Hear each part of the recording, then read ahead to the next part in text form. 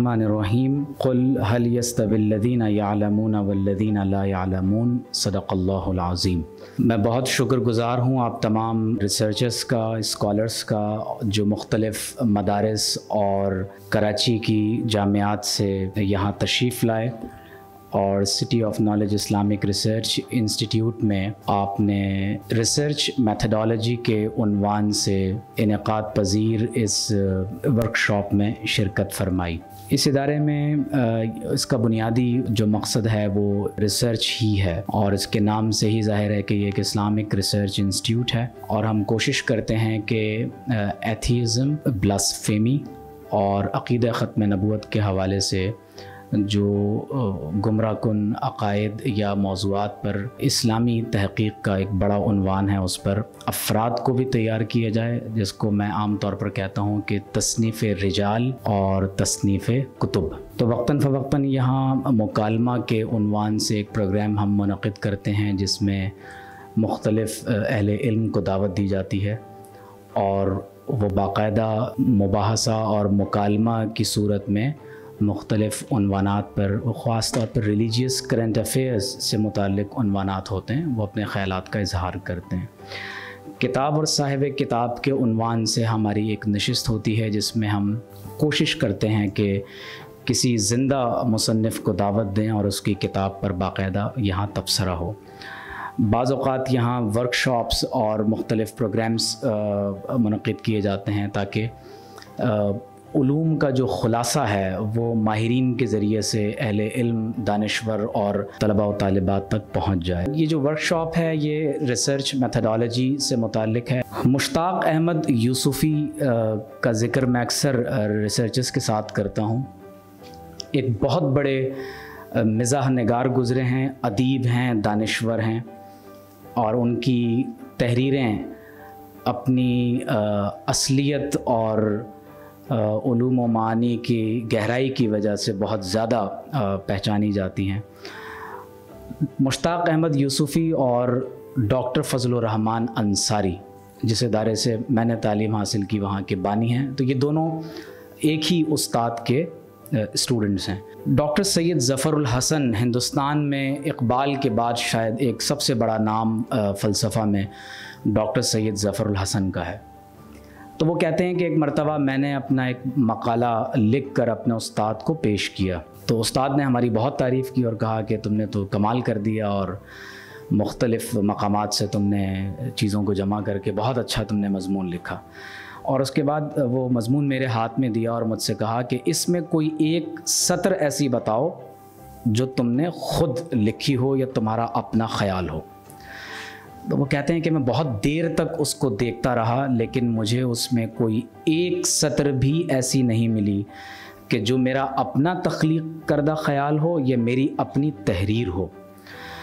उसके बाद से उन्होंने कोशिश की कि अपने ख़यालात ख़ुद तख्लीक़ करें और उर्दू अदब में फिर उन्होंने इतना बड़ा नाम पैदा किया कि आज यकीनन उनके जो मुख्तसर और जामे जुमले हैं पूरी दुनिया में उनको नहायत ही अहमियत के साथ देखा जाता है।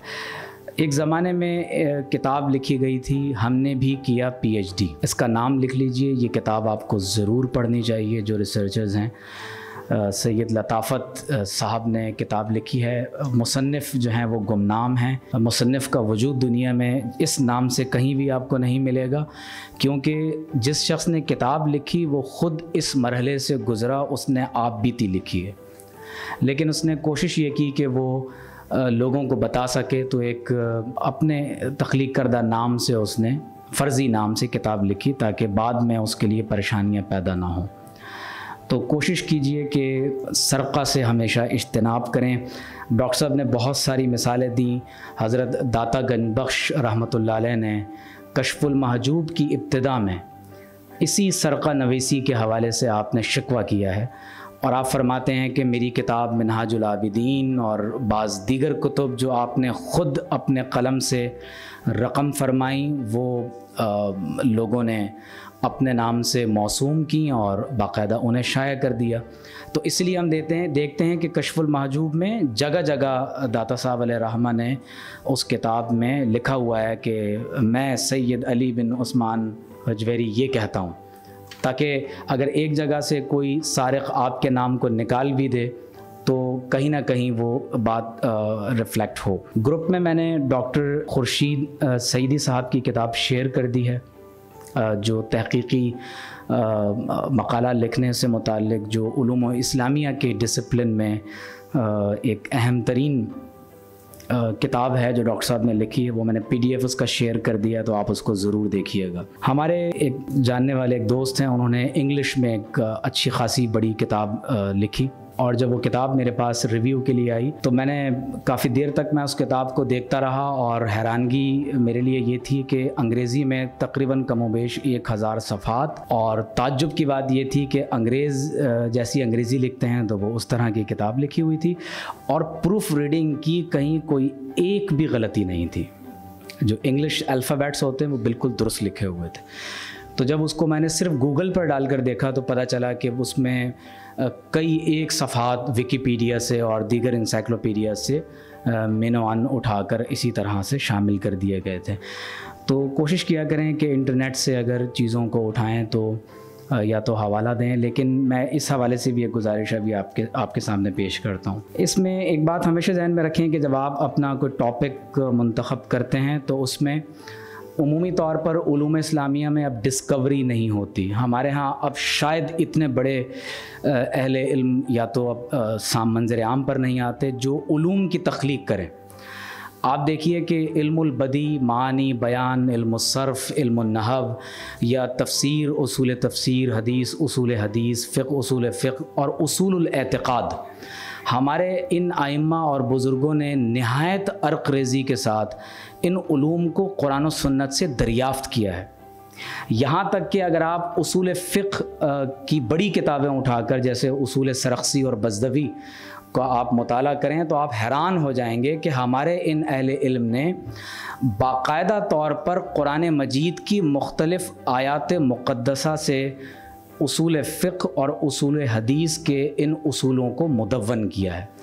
तो अब हमारे अंदर ये सलाहियत तो है नहीं कि हम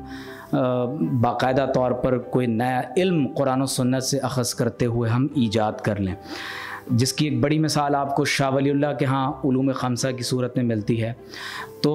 पहला मरहला तो ये है कि अगर हो सके कि हम इतना बड़ा इंसान बन सकें कि हम डिस्कवरी ऑफ नॉलेज करें तो ज़ाहिर है कि ये बहुत बड़ा कंट्रीब्यूशन होगा। दूसरा ये होता है कि आप एक्सपेंशन ऑफ नॉलेज करते हैं। आप को नई चीज़ ईजाद तो नहीं करने जा रहे, लेकिन आप उसी इल्म फ़न के अंदर इस कदर इजाफ़ा आप कर देते हैं कि फिर आइंदा आने वाले ज़मानों में जो लोग तहक़ीक़ करते हैं तो वो तहक़ीक़ आपकी तहक़ीक़ पर मबनी होती है। आप देखेंगे कि मुख्तलिफ़ हमारे यहाँ आइम्मा में बिलख़ुसूस जैसे इमाम अबू बकर जस्सास राज़ी हैं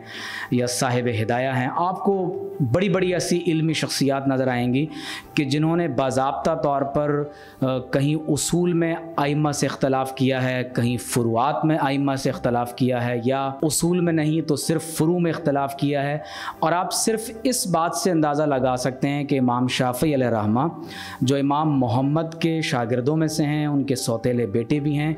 इन आइम्मा ने उनकी कैसी तरबियत की होगी कि इमाम आज़म अबू हनीफ़ा की फ़िक़्ह अकेडमी से ऐसे लोग पैदा हुए कि जिन्होंने अपने असातिज़ा से उनके असातिज़ा के असातिज़ा से इख्तलाफ करके एक नए फ़िक़्ह की बुनियाद खड़ी कर दी, और किस कदर यानी जेन्युइननेस के साथ वो आगे बढ़ते हैं। तो एक्सपेंशन ऑफ नॉलेज की कोशिश करें, न्यू एवेन्यूज़ ऑफ थाट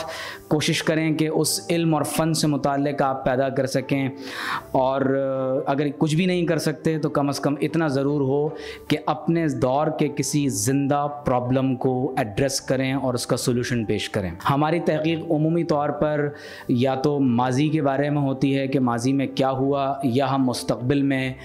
ऐसी पेशगोइयों से मुताल्लिक़ बहस कर रहे होते हैं। कोशिश करें कि अपने दौर के किसी ज़िंदा प्रॉब्लम को एड्रेस करें और उस प्रॉब्लम को सॉल्व करने की कोशिश करें कि जिसके बारे में लोगों की दुरुस्त तौर पर रहनुमाई अभी तक नहीं हो सकी। फिर आप ये देखिए कि जब हम ऑब्जेक्टिविटी की बात करते हैं तो इस्लामिक स्टडीज़ में तो ये मुमकिन नहीं है कि हम अपने आप को मुकम्मल तौर पर 100% गैर जानिबदार रखते हुए हम रिसर्च करें, ये अमलन मुमकिन नहीं है। यानी ये हो नहीं सकता कि हम तहक़ीक़ का आगाज़ कुरान और सुन्नत पर शक और शुबे के साथ करें, क्योंकि जो इस्लाम का फ़लसफ़ा है वो फ़लसफ़ा ला रैब है, ज़ालिकल किताबु ला रैब फ़ीही हुदल लिल मुत्तक़ीन। तो हम तो बिला शक व शुबा कुछ चीज़ों को हर फ़न में जब आप तहक़ीक़ करते हैं तो कुछ चीज़ों को बतौर मुसल्लमात तस्लीम कर लिया जाता है। मसलन अगर आप गाड़ी कोई नए मॉडल की बनाना चाहते हैं तो आप पहिया दोबारा ईजाद तो नहीं करेंगे, लेकिन अगर कोई पहिया दोबारा ईजाद करने की कोशिश करेगा तो उसे बेवकूफ़ समझा जाएगा। तो लिहाजा इस्लामिक स्टडीज़ में भी जो चीज़ें मुसल्लम हैं, तय हो चुकी हैं, उन्हें दोबारा ईजाद करने की कोशिश करना तो यकीनन ये बात जो है वो दुरुस्त नहीं होगी। यहाँ मैं रिकमेंड करूँगा जो बिलखुसूस मदारिस के स्टूडेंट्स हैं, हमारे यहाँ डिपार्टमेंट ऑफ इस्लामिक लर्निंग में भी MS के कोर्स में अल्लामा इकबाल के जो 7 लेक्चर्स हैं, reconstruction of religious thought in Islam, वो हमारे सिलेबस का पार्ट है। तो आप उसमें ख़ास तौर पर ये देखें कि अल्लामा इकबाल ने किस अंदाज से मुस्लिम रिसर्चर्स के अंदर ये जज्बा पैदा करने की कोशिश की है कि हम ख़त्म नबूवत पर तो यकीन रखते हैं, लेकिन हम अहले इल्म की तहक़ीक़ और आरा की ख़ातमियत पर यकीन नहीं रखते। ये हो सकता है कि कोई साहिब इल्म ने किसी साहिब इल्म ने कोई बात कही हो, लेकिन आइंदा आने वाले ज़मानों में कोई ऐसी बड़ी इल्मी शख्सियत हमारे सामने आ जाएँ जो ज़माने की ज़रूरियात के पेश नज़र कुरान और सुन्नत और मकासिद शरीयत को पेश नज़र रखते हुए कोई ऐसी बात आपके सामने रख दें जो उम्मत के लिए ज़्यादा फ़ायदेमंद हो। तो कोशिश कीजिए कि डिस्कवरी ऑफ नॉलेज हो और किसी डिसिप्लिन में आप एक्सपेंशन की कोशिश करें, न्यू एवेन्यूज़ ऑफ थॉट और नॉलेज हों, या आप किसी प्रॉब्लम को सॉल्व करने की कोशिश करें। ये आपने कोशिश करनी है ख़ास तौर पर इस तनाजुर में कि जब आप अपना टॉपिक सेलेक्ट करने की तरफ जाते हैं। दूसरा, प्लेजरिज़म के हवाले से डॉक्टर साहब ने बहुत गुफ्तगू की है और प्लेजरिज़म में आप जितना भी कोशिश करें आप बचने की, लेकिन चंद बातें इसमें और पेश नज़र ये रखें कि एक रिसर्च तो वो है जो खालिसतन डिस्क्रिप्टिव नौइयत की होती है, जिसमें आप मुख्तलिफ मवाद को जमा कर देते हैं। मसलन अगर आप अल-अर्बाईन अन-नबविय्या का मुताला करें तो वो क्या है, उन्होंने मुख्तलिफ कुतुब अहादीस से अहादीस को एक जगह जमा कर दिया। तो अब हम ये नहीं कहेंगे कि इमाम नववी ने सरक़ा किया है, इमाम नववी ने हर चीज़ का हवाला दिया हुआ है, जिस तरह डॉक्टर साहब ने भी बताया कि आप हर चीज़ का आगे हवाला देते हैं, लेकिन ये एक ऐसी रिसर्च है कि जिसमें किसी ख़ास उन्वान पर अहादीस को जमा कर दिया गया। अब हो सकता है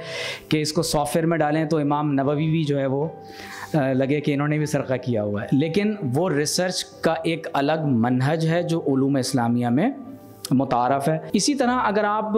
बिलखुसूस जब से ये जामियात में सोशल साइंसेज़ में तरक्की हुई, क्योंकि हमेशा जहन में रखिएगा कि अप्लाइड साइंसेस में रिसर्च मेथडोलॉजी और अंदाज से होती है, सोशल साइंसेस या ह्यूमैनिटीज़ का जो मनहज तहक़ीक़ है वो ज़रा मुख्तलिफ होता है। और जब आप इस्लामिक स्टडीज़ में रिसर्च की बात करते हैं तो ज़ाहिर है फिर उसमें आप मज़ीद अपने आप को फोकस करते हुए आप चंद चीज़ों तक आप अपने आप को महदूद करते हैं। मसलन अगर आप माजी में जब से ये सोशल साइंसेज और अप्लाइड साइंसेज में साइंटिफिक मेथडोलॉजी का आगाज़ नहीं हुआ, अगर आप माजी के बुज़ुर्गों की किताबें देखेंगे, मैं सिर्फ़ एक इशारा करके यहाँ आगे बढ़ रहा हूँ, अगर आप इमाम फ़खरुद्दीन राज़ी रहमतुल्लाह अलैह की तफ़सीर कबीर को देखें और उससे पहले आप कशाफ़ को पढ़ें तो आपको मालूम होगा कि मुतअद्दिद मकामात पर सिर्फ राज़ी ही नहीं बल्कि कई अकाबरीन ने तफसीर कशाफ़ की लुग़वी और जो बलागत से मुताल्लिक़ मबाहिस हैं उनको बाकायदा तौर पर यानी लफ्ज़न अपनी किताबों में दर्ज किया है, क्योंकि उस ज़माने में अंदाज़ ही यही था और लोगों को मालूम होता था कि भाई अगर ये लुग़त की बहस है तो ये लिसानुल अरब में लिखी होगी, ये अल-फ़ुरूक़ फ़िल लुग़ा में होगी, या ये किसी और ताजुल उरूस में है, या किसी और लुग़त के इमाम ने खलील फ़राहिदी ने किताबुल ऐन में, या किसी और बुज़ुर्ग ने अपनी किताब में उसको लिखा होगा। तो वहीं से उमूमन वो लुग़त की रिसर्च या तहक़ीक़ ली गई है। तो आपको जगह जगह ये नज़र आएगा कि अहले तफ़सीर अपनी किताबों में बग़ैर हवाला दिए बाज़ औक़ात जो हमारे मुतक़द्दिमीन हैं वो बुज़ुर्गों की किताबों के रेफरेंसेस दे देते हैं, लेकिन उनका नाम नहीं लिखते। तो ये एक अंदाज़ था जो माजी में हमारे बुज़ुर्गों का रहा, लेकिन जब से सरक़ा की मुहिम जो है वो जारी हुई है